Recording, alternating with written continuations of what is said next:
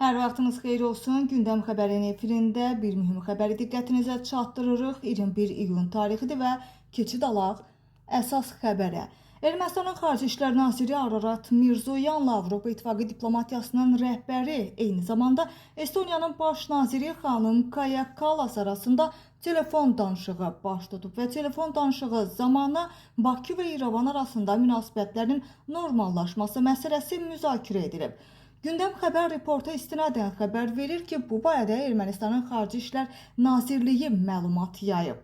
Telefon danışığı zamanı tərəflər həmçinin İsrail və İran arasında gərginliyin artması fonunda bölgədəki vəziyyətə də toxunublar.